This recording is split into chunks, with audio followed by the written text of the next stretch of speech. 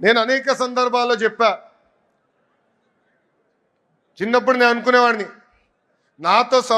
నాతో ఉండేదానికి ఆయనకి సమయం లేదు, కానీ గండిపేట స్కూల్కి వెళ్ళేదానికి ఆయనకి సమయం ఉందని. అప్పుడు ఆయన ఒక మాట అడిగా, ఎందుకు మీరు అంత సమయం గండిపేట స్కూల్కి ఇస్తున్నారని.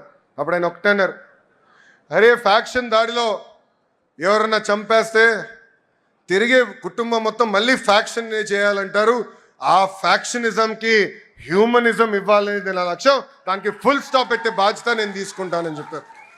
పాదయాత్రలో కుటుంబాలని కలిసా. ఆ పిల్లలు ఈరోజు పెద్దవాళ్ళయ్యారు. ఒక డెలాయిట్, ఒక టీసీఎస్ లాంటి సంస్థల్లో ఈరోజు పనిచేస్తాం జరుగుతుంది. నేను బయట ఎంత పోరాడుతున్నానో పార్టీలో కూడా నేను అంతే పోరాడుతున్నా.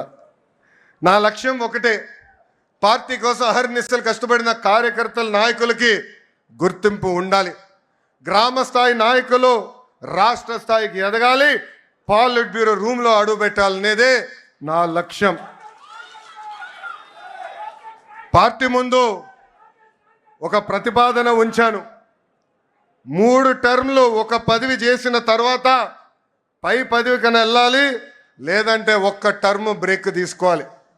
జాతీయ ప్రధాన కార్యదర్శిగా నేను ఈరోజు 4వ టర్మ్లో ఉన్నాను.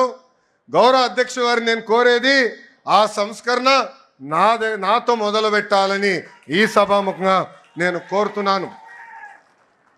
ఇది జరిగితేనే పార్టీలో కదలిక వస్తుంది, యువతకి రెక్కలొచ్చి రాజకీయాల్లో మెరుగైన అవకాశాలు వస్తాయి.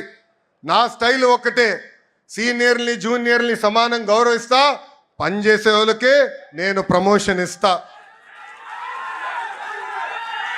పసుపు జెండా ఇంకో 40 ఏళ్ళు రెపరెపలాడాలి. దానికి ఎప్పుడూ నిరంతరం పార్టీలో యువరక్తం పారాలి.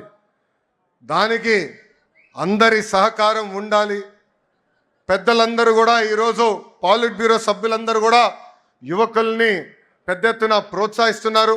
రండి, కదలి రండి, ఒక ప్రపంచంగా ఆంధ్ర రాష్ట్రాన్ని ముందలు తీసుకెళ్దామని ఆంధ్ర రాష్ట్ర ప్రజలు కూడా పిలిపిస్తూ, నేను ఎక్కడికి వెళ్ళినా రెడ్ బుక్ గురించి డిస్కషన్.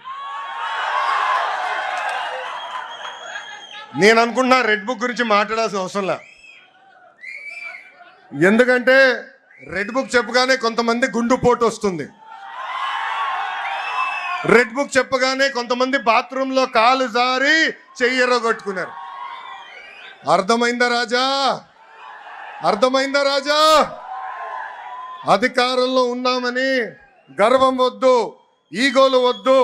అందరం కలిసికట్టుగా ప్రజల కోసం, కార్యకర్తల కోసం అహర్నిశలు కష్టపడాలని మీ అందరు తెలుపుకుంటూ, నాకు ఇంత అద్భుతమైన అవకాశం ఇచ్చిన జాతీయ అధ్యక్షుల వారు గౌరవనీయులు శ్రీ నారా చంద్రబాబు నాయుడు గారికి నా హృదయపూర్వక ధన్యవాదాలు తెలుపుకుంటూ మీ అందరి దగ్గర నుంచి సెలవు తీసుకుంటున్నాం. జోహర్ అన్న ఎన్టీఆర్, జోహర్ అన్న ఎన్టీఆర్.